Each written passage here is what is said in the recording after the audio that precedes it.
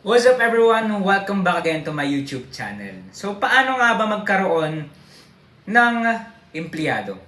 Ng maayos na empleyado? Okay?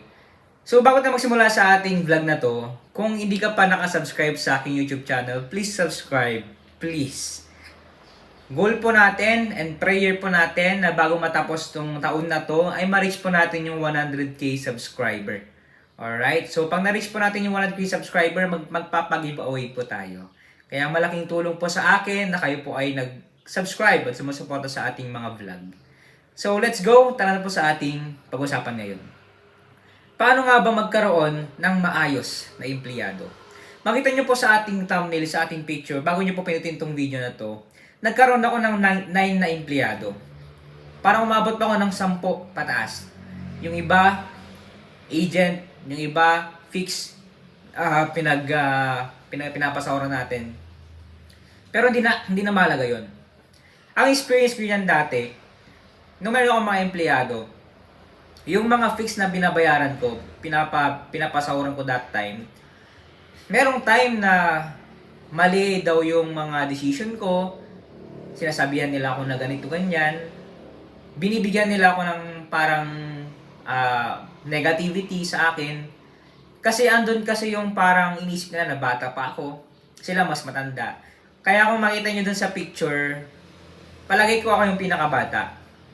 Okay? Nagkaroon ako ng 10 pataas na empleyado at the age of 17-18. So,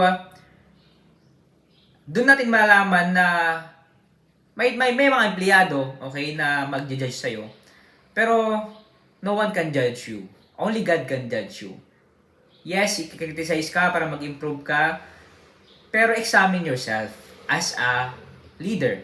Okay, especially, dati may CCTV pa ako. Alam ko na pinag-uusapan nila ako. Alam ko na pinagkakaisahan nila ako. Sila lang yung lumalabas, at ganun talaga. That's the reality. Dumating yung time na, actually wala akong kasama that time. Wala akong partner in everything. Yan yung mahirap sa buhay natin. Pero alam nyo ba, nagkaroon ako ng partner in life. Sino po yun? Ang Panginoon. Kasi sa buhay up and down. Merong time na kasama ka, empleyado mo, sasamahan ka, pero not in a partner. At that's my prayer in my life. Na kung magkaroon man ako ng partner sa buhay ko in a lifetime, that's a bonus for me. Pero syempre, time will come, mawawala din siya, mamamatay din tayo, back to basic. Pero kung meron tayong Panginoon na kasama natin. Kaya, kapag may empleyado tayo, yes, madaming sabi na treat nyo siya as family. But the reality is, pwede mo siya lang i-treat as a family and everything, pero not in totally 100%. Okay? Kasi ang business is business. Okay? Meron silang sariling family, may sarili tayong family. Business is business. Kailangan nilang magtrabaho because of the money. Pwede sila maging partner in the future, pero hindi mo alam. Kaya ituring mo sila as empleyado. Pasawarin mo sila ng tama, magtrabaho sila ng tama. Give and take. Ganoon naman sa panginegosyo. Kasi time will come, mawawala sila. Time will come, maghiwalay kayo. Time will come, iwan mo yung negosyo.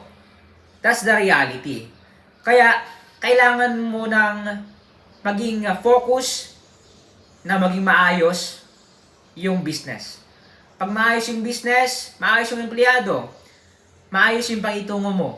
Okay? At expect mo na yung mga sasabihin nila. Pero ang mahalaga, kailangan mong maging mabuti na leader. Yan ang suggestion ko. Kailangan natin maging mabuti as a leader. As a may-ari ng negosyo. Masaya na meron tayong empleyado, masaya na nakatulong tayo, pero mas masaya na mabuti yung ginagawa natin para hindi malugi yung negosyo. Wala dapat, okay? Dapat matutunan natin yung walang personalan. Iba yung family nila, iba yung family natin. Kasi ang realidad sa panginegosyo, iba. Okay? Sa ngayon, di nyo ka maintindihan, pero time will ka maintindihan nyo. Okay? Meron pala yung ginawang negosyo. Negosyo reality. Dito nyo malaman yung realidad sa pagninegosyo. Especially sa mga nagsisimula pa lang, bagong negosyante, pwede kayong bumili. At ito yung mga experiences ko sa pagninegosyo, at andito yung mga solusyon sa mga problema nyo. Okay? So kung gusto nyo mag-order, nasa comment section, nakapin po doon yung official page po natin, bago lang po yung page po natin. O kaya naman, check nyo po doon sa description ng ating vlog. Okay? Click nyo lang po yon at huwag nyo po kalimutan na like and follow yung Facebook page po natin dahil bago lang po yan. Wala pang likers, mga followers. Okay? At the same time, mag-message lang po kayo. Tapos kung gusto nyo mag-order, asikusin po namin yan agad. Tapos pag-usapan natin kung paano natin may deliver agad itong libro na to. Tiyak ako na makakatulong po sa inyo. Sa mga mayaman na hindi na kailangan magbasa, pero gusto nyong supportahan itong channel na to, na-encourage kayo, o kaya naman, na-inspire kayo, okay?